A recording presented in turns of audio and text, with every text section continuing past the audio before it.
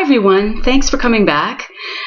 Today I am going to argue vociferously in favor of you answering the actual Myers-Briggs temperament indicator, the inventory, the instrument, answering it, or any sort of proxy to it, any sort of other MBTI-like assessment you may find online, according to what your true preferences are.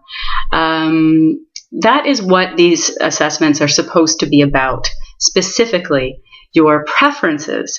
An analogy that's often used by certified Myers-Briggs temperament indicator practitioners is, as well as many others, and I think it's a very good one, is to liken what the preferences that these assessments are seeking to clarify, to bring out and clarify, as being somewhat like handedness. Okay, in other words, It is a given, it is an embedded assumption in these assessments that people use all points on all four scales all the time. All the time. You would absolutely have to get along in the world as a grown-up. So they're not trying to figure out what you, whether you are stuck on one side of the scales or the other, because it's not even possible to be stuck on one side of the scales or the other. What they're trying to find out is what are your preferences 51 times out of 100. Seriously, that's what they're trying to do. And they are, and again, preferences, that's what they're talking about. So they are not talking about ability. They're not talking about aptitude. They are talking about what your preferences are, what you would probably do in more cases if you were left completely to your own devices, if there were to be no one to see what you were doing, and there would be no bad consequences, unwanted consequences, no public ridicule, no pressure, no negativity whatsoever, were you to follow your natural inclinations. Just the way if you're left-handed, you would want to, it would be so much easier for you to write with that hand, the way your hand wants to write. That's what the MBTI is trying to do, and for very good reason. Now, here are my two arguments in favor of answering truthfully, as opposed to, here's what people will very commonly do. People will very often, sometimes without even realizing they're doing it, they answer the questions, the forced choice questions in the questionnaire, according to what they wish they did more often, what they wish they liked better, what they think will get them a profile that will match, will be very, very approved of by their social group or their family, what they feel deep down is like truly according to what is their best self, the self that is eminently possible, but is not quite achieved yet, but any minute it's going to be, or, if you really get cracking on it, maybe in a couple of years, this will be the person that you will be, this person that you like better than the person you are now. Like all of this stuff, that is not what the assessment is supposed to be testing, or assessing at all.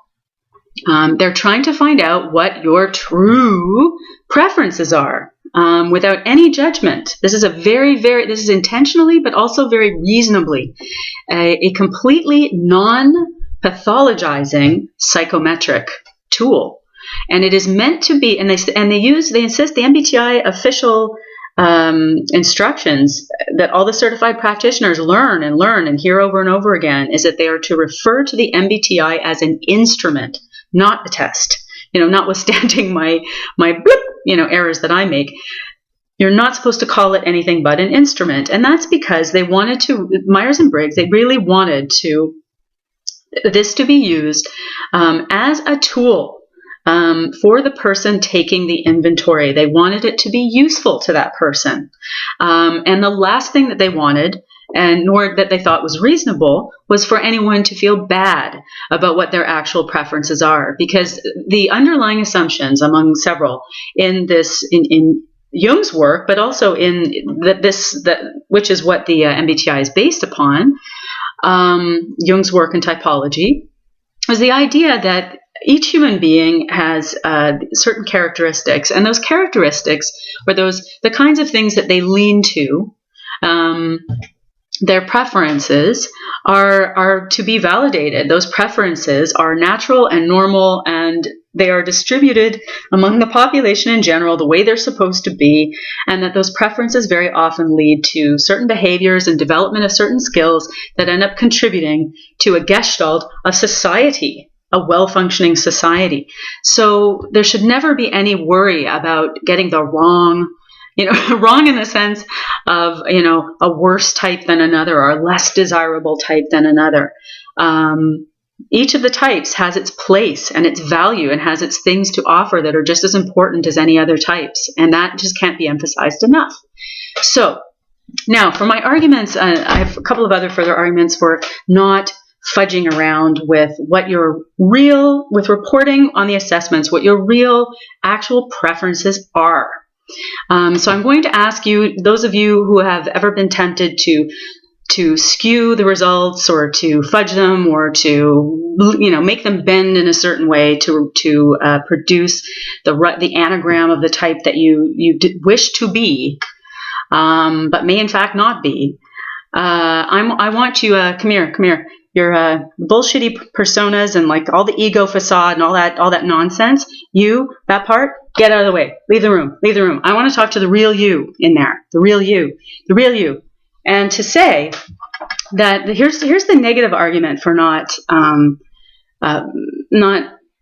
being less than entirely truthful about what you actually like to do and how you actually like to do things.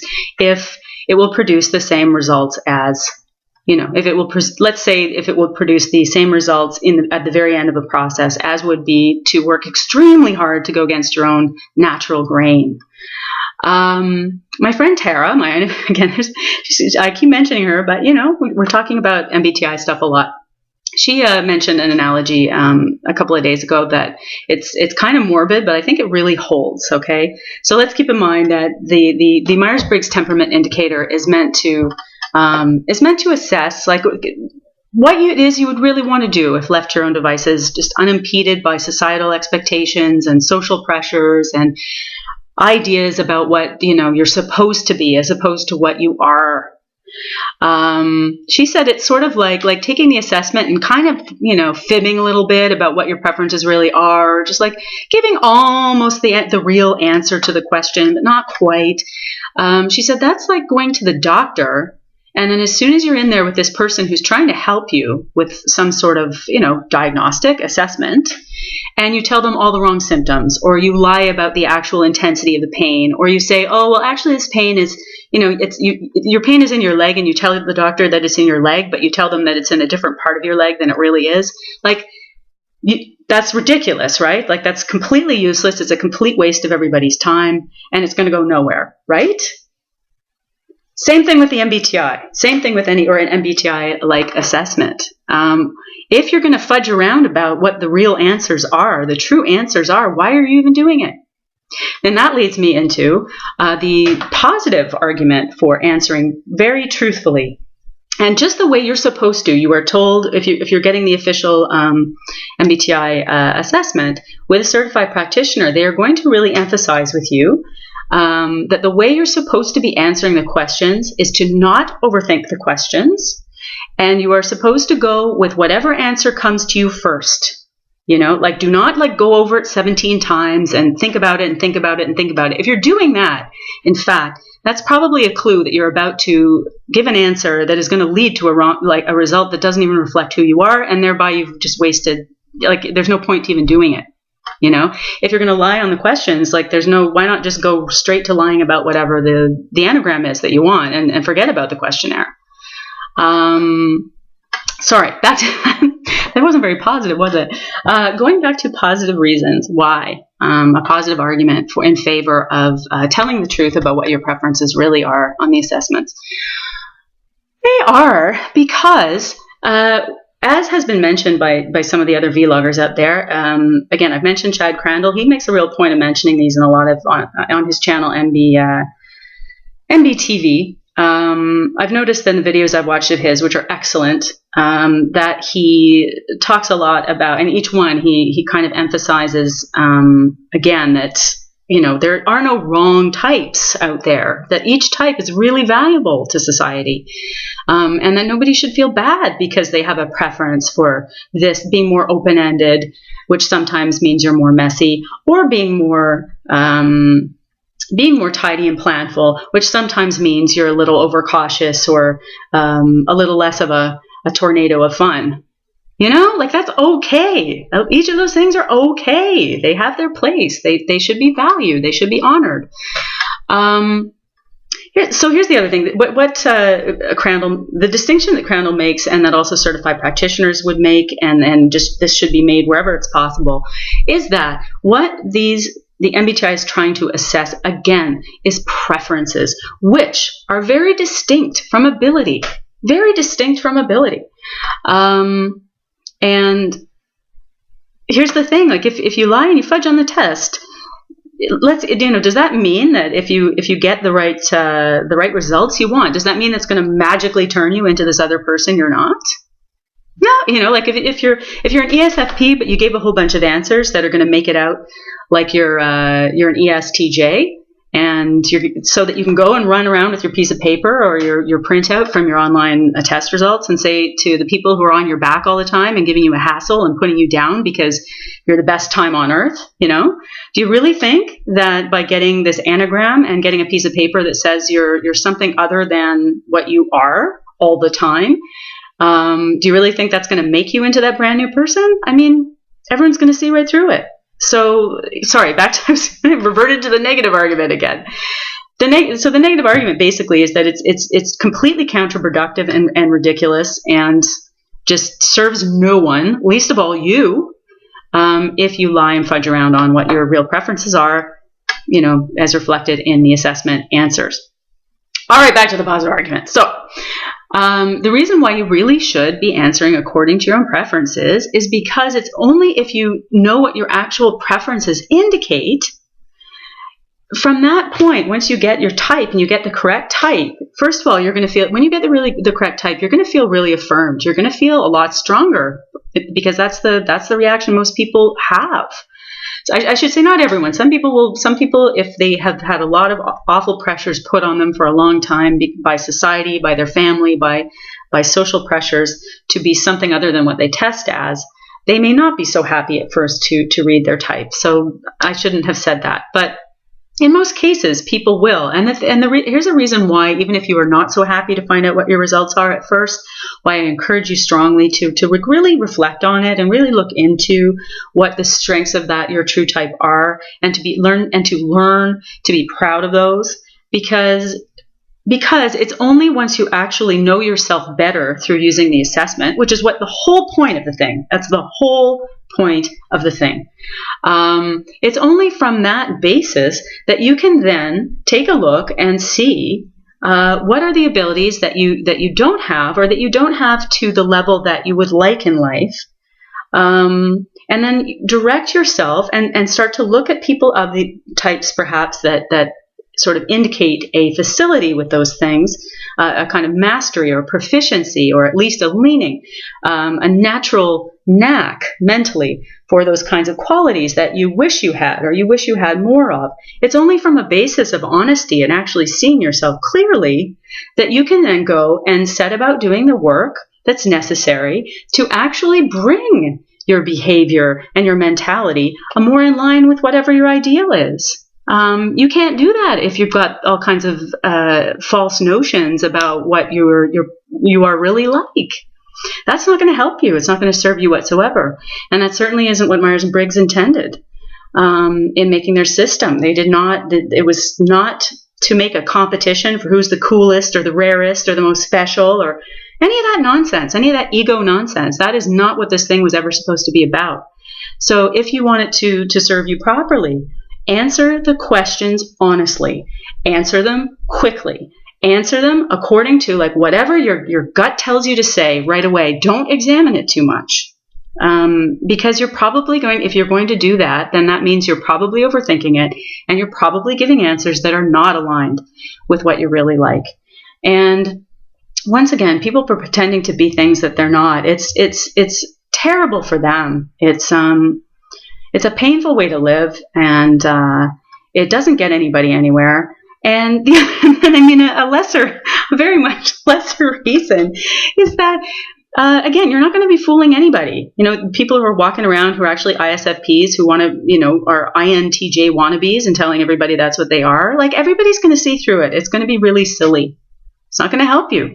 And in fact, it could hurt you in some ways. So be yourself. Don't try to be things that you're not. And on that note, I took the challenge, just to wrap up, I took the challenge from a viewer who I think must be an INTJ, who was very, very frantically opposed to my flyaway hair. And so because this person made me laugh, I said in the next video I would try and do a J impersonation. But again, look what happens. This is what happens when you go against your grain. So believe it or not, this is the absolute best that I could do in making my hair lie flat. Am I fooling anyone into thinking look at this? It's sticking up like I'm a lunatic cockatiel, okay, in some sort of botanical gardens. My hair was cut to stand up because that's how I've always liked it, going back to when I was 7 years old, and my ESFJ grandma was like, "Oh, you would be such a pretty girl if you'd stop looking like a sheepdog and get that hair out of your eyes," or whatever. I wasn't listening to her then, and my instincts were good. And so here's the thing. Like, even when I try and be a J, I can't be a J. Look at this. Look at this part. Like, it's sort of okay, but I couldn't do it quite right because I haven't had a comb in my house in years and years. I don't need a comb because that's not how I like to wear my hair. So, so we've got this wiggly part. Then we've got, like, the roots are coming in, which, most J's would never allow to happen. So that's ridiculous. Then here I am. I ironed my shirt very, very carefully. But look at this shirt. Like, it's kind of okay, but I don't think most J's would be happy with this shirt.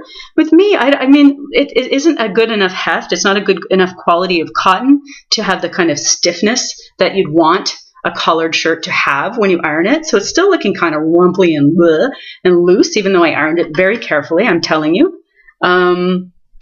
So there you go. So, I mean, just, again, be yourself. Just be yourself. Don't try and be something else. And if you're not happy with yourself, then there are all kinds of wonderful ways and resources out there that will help you to work on obtaining a lot more of the abilities and the proficiencies that you crave to have.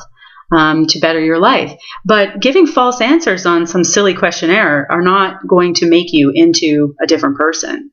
Knowing yourself, which is what the assessment is all about and is supposed to be helping you with, that might help you. That might be the first few steps on a road towards achieving what it is you really want, and having the kind of life that you really want. So I think I've done enough preaching for today, and now it's time to fix this and say thank you very, very much for watching once again.